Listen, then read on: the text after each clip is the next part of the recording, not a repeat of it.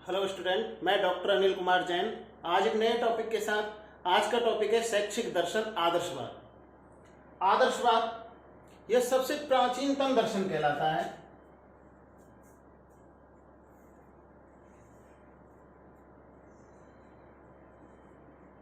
सबसे प्राचीनतम दर्शन है और ऋग्वेद काल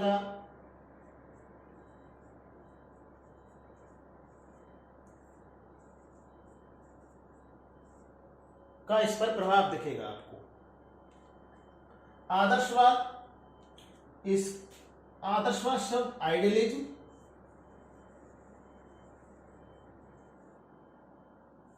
इसका अर्थ है आइडियलिज्म शब्द दो शब्दों से मिलकर बना है, आइडिया प्लस इज्म।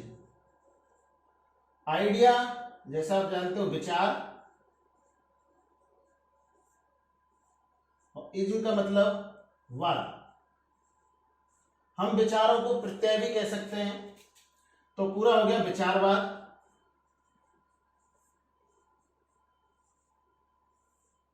या हम इसको कह सकते हैं प्रत्ययवाद।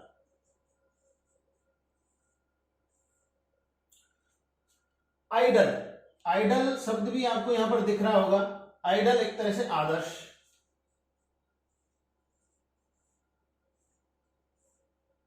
तो हम कह सकते हैं कि आदर्शवाद के कई नाम हैं, जैसे कि आदर्शवाद, विचारवाद, प्रत्ययवाद।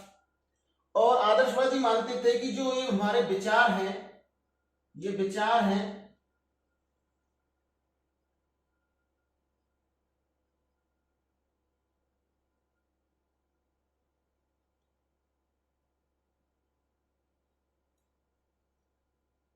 ये विचार जो उत्पन्न होते हैं, कहां पर उत्पन्न होते हैं? मनुष्य के मस्तिष्क में उत्पन्न होते हैं। तो या हम कह सकते हैं ये मन में उत्पन्न होते हैं, तो इसको मनवाद भी कह सकते हैं। आदर्शवादी विचारधारा को मनवाद भी कहा गया है। इन्होंने बताया है कि जो विचार हैं ये हमारे मन में रहते हैं और ये कभी भी खत्म नहीं होते। इन्होंने विचारों को इसलिए ज्यादा महत्व दिया कि विचार है ये हमारे मस्तिष्क की उपज है, और भौतिक चीजों की अपेक्षा इन्होंने मन को या विचारों को ज्यादा महत्व इसलिए दिया क्योंकि जब तक हमारे मन में विचार ही नहीं आएगा तो हम भौतिक चीजें जो दिखाई दे रही हैं वो हमारे लिए निराकार है।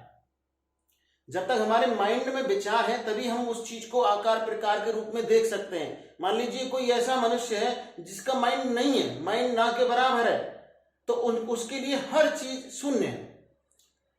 तो कहीं ना कहीं हम कह सकते हैं कि जो ये भौतिक चीजें हैं इनका स्वरूप या इनकी अभिव्यक्ति है ये कहीं ना कहीं हमारे विचारों के द्वारा ही होती है, ऐसा इन आदर्शवादियों का मानना था। इन्होंने विचारों को सर्वोपरि माना।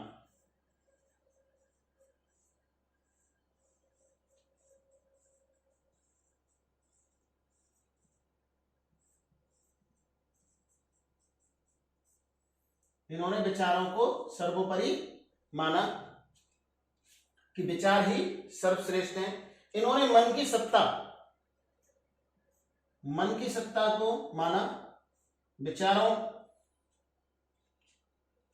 को सर्वमान्य किया, और इन्होंने अपने इस दर्शन में आध्यात्मिकता को ज्यादा बल दिया।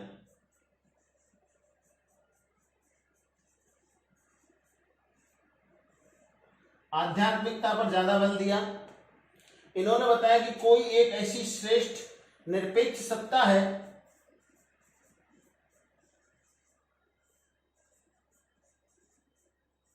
निरपेक्ष सत्ता मतलब एक तरह से गॉड, जो कि अविनाशी है, सर्वमान्य है, सर्वकालिक है, सार्वभौमिक है, सभी जगह है। ये एक निरपेक्ष सत्ता है जो पूरी इस भौतिक चीजों को या भौतिक सत्ता को बनाए हुए रखे हुए, इसलिए निरपेक्ष सत्ता में विश्वास करते थे। और इस निरपेक्ष सत्ता को पाने के लिए, इस निरपेक्ष सत्ता से, या हम इसको परमात्मा कह सकते हैं, अपनी आत्मा से परमात्मा को जोड़ने के लिए इन्होंने बताया कि हमें इस परमात्मा से जुड़ने के लिए कुछ हमारे शाश्वत मूल्य हैं।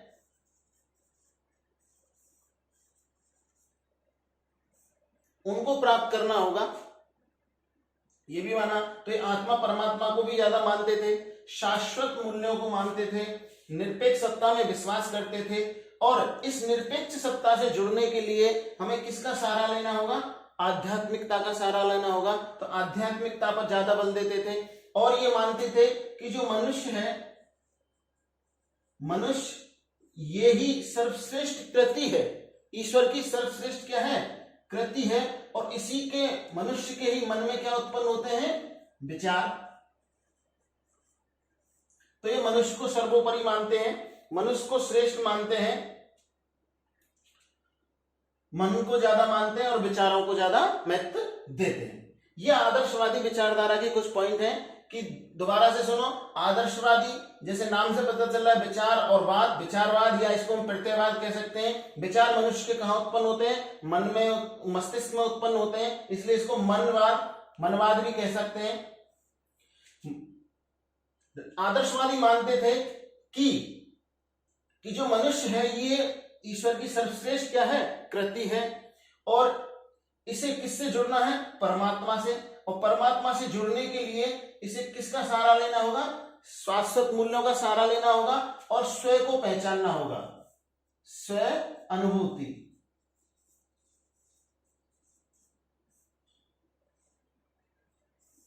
खुद को क्या करना होगा? अपने आप को पहचानना होगा। शाश्वत मूल्यों की इसके लिए क्या होगी? आवश्यकता होगी। और इन्होंने निरपेक्ष सत्ता माना है कि कोई ऐसी चीज है जो अविनाशी है, सर्वमान्य है, सार्वभौमिक है, जो कि इस प्रकृति को बनाए हुए रखे हुए हैं। और इन्होंने इस निरपेक्ष सत्ता से जुड़ने के लिए किस पर ज्यादा बल दिया? आध्यात्मिक पक्ष पर ज्यादा बल दिया कि मनुष्य को क्या अपनाना होगा? आध्यात्मिकता को अपनाना होगा। इसके लिए उसे आदर्शों की भी जरूरत है, मूल्यों की भी जरूरत है, विचारों की भी जरूरत है। ये आदर्शवादी विचारधारा के अंदर कुछ कॉन्सेप्ट आते हैं। आगे बढ़ते हैं हम।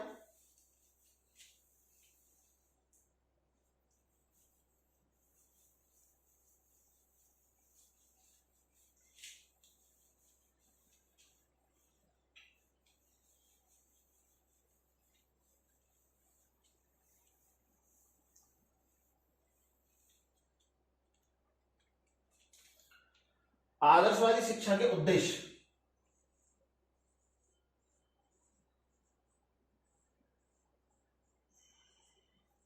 इसके सबसे इंपॉर्टेंट दो ही उद्देश्य हैं। पहला उद्देश्य है आत्मानुभूति,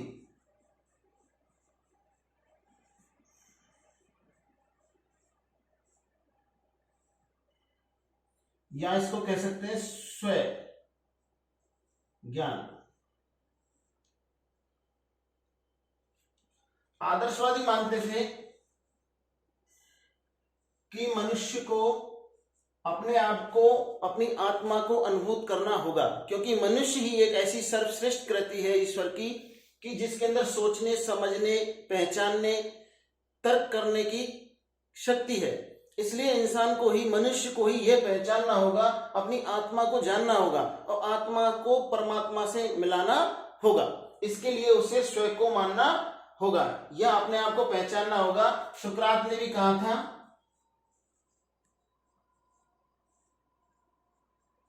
सुकरात ने कहा था कि अपने आप को पहचानो।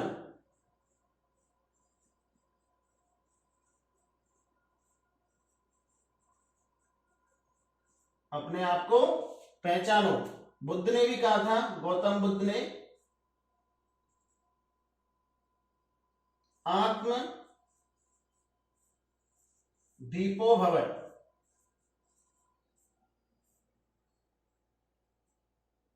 इसका मतलब है कि आत्मा पर विश्वास करो, अपनी आत्मा पर विश्वास करो। इसके लिए हमें क्या करना होगा? ज्ञान प्राप्त करना होगा। ज्ञान एवं सद्गुणों को प्राप्त करना होगा।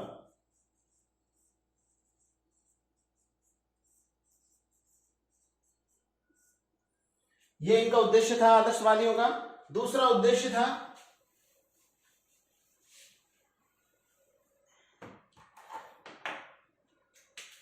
शाश्वत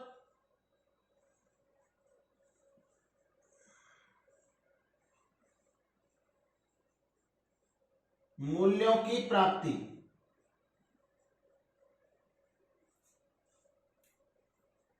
आदर्शवादियों ने शाश्वत मूल्यों के अंतर्गत माना सत्यम, शिवम, सुंदरम। ये क्या है? शाश्वत मूल्य है। इन शाश्वत मूल्यों को हमें पाना है। सत्यम शिवम सुंदरम। सत्यम शिवम सुंदरम क्या है? सत्यम का मतलब सत्य क्या है? सत्य यह है कि एक निरपेक्ष सत्ता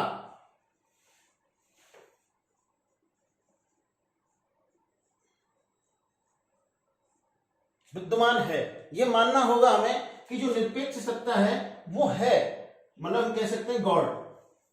कोई है जो निरपेक्ष सत्ता है और यह अविनाशी भी है, सर्वकालिक है,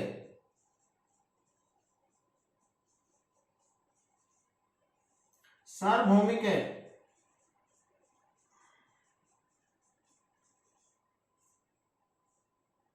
मतलब सभी जगह है। ये हमको स्वीकार करना होगा। यही सत्य है कि निरपेक्ष सत्ता का होना, ये सत्य है। यही सत्यम माना गया। सत्यम शिवम, और बताया गया कि जो सत्य है वही शिव है।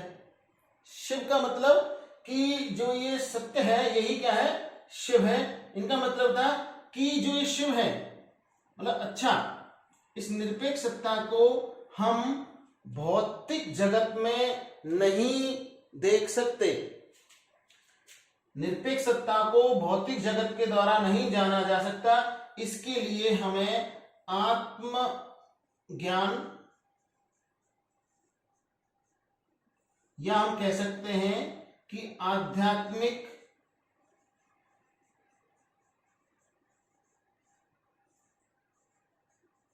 संसार में जाना होगा, या आध्यात्मिक संसार को अपनाना होगा। इस निरपेक्ष सत्ता को जानने के लिए हमें आत्मज्ञान, अपनी आत्मा के ज्ञान को आत्मा के द्वारा इस निरपेक्ष सत्ता तक जुड़ना होगा। और इसके लिए किसका सहारा लेना पड़ेगा? आध्यात्मिक संसार का सहारा लेना पड़ेगा। यही शिव में। और सुंदर, जो शिव है वही क्या है? सुंदर है। मतलब हम कह सकते हैं कि जो ये भौतिक सौंदर्य है जो हमें दिखाई दे रहा है, ये नष्ट हो सकता है, ये कभी भी नष्ट हो सकता है। कोई भी प्रलय आएगी ये नष्ट हो जाएगा। लेकिन जो मन का सौंदर्य है ये कभी भी नष्ट नहीं हो सकता। आपके मन में जो सौंदर्य है वो कभी भी खत्म नहीं हो सकता। यही सुंदरम कहलाता है कि मन से अगर आपने मान लिया कि निरपेक्ष सत्ता है और आध्यात्मिकता के द्वारा, तो आप कह सकते हैं कि ये मन का सौंदर्य कभी भी खत्म नहीं होगा। और जो भौतिक सौंदर्य है वो हमेशा खत्म हो जाता है। लेकिन जो आपके मन में है, आपने मन में बसा रखा है, वो चाहे कितनी भी प्रलय आ जाए लेकिन वो कभी भी खत्म नहीं हो सकता। तो सत्यम शिवम सुंदरम यही शाश्वत मूल्य है। इन्हीं की प्राप्ति आदर्शवादी शिक्षा का उद्देश्य है। तीसरा उद्देश्य,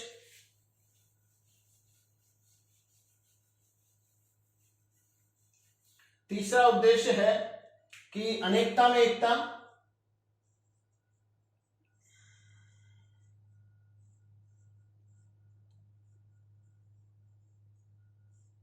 अनेकता में एकता, यह भी आदर्शवादी शिक्षा का उद्देश्य है। आदर्शवादी विचारधारा, अनेक विचारधाराएं थी, अलग अलग तरीके के लोग आए, उन्होंने सभी ने एक ही चीज माना, किसको? आध्यात्मिकता को।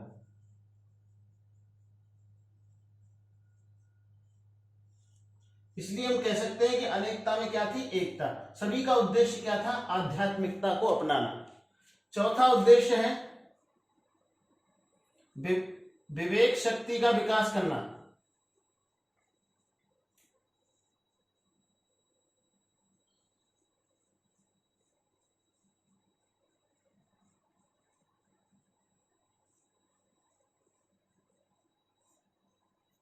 अगर हमको हमारी आत्मा को परमात्मा से जोड़ना है तो हमको अपने विवेक शक्ति को पहचानना होगा, ऐसा इनका उद्देश्य था।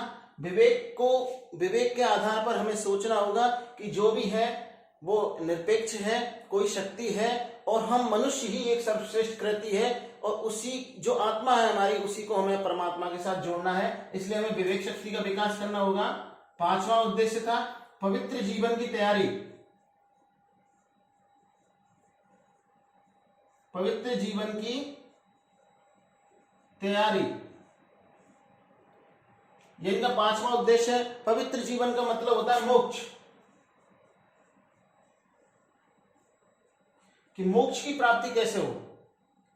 इसके लिए क्या है, हमें अपनी आत्मा को किससे जोड़ना होगा, परमात्मा से जोड़ना होगा। इसके लिए हमें आध्यात्मिक जीवन को अपनाना होगा। 6वां इनका उद्देश्य था सांस्कृतिक विकास।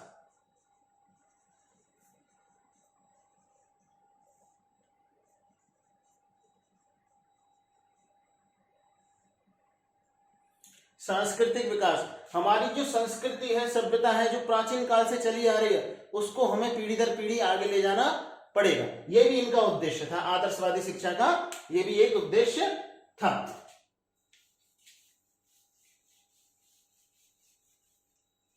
आज सिर्फ इतना ही, फिर मिलते हैं हम इसके आगे के पार्ट में। नमस्कार।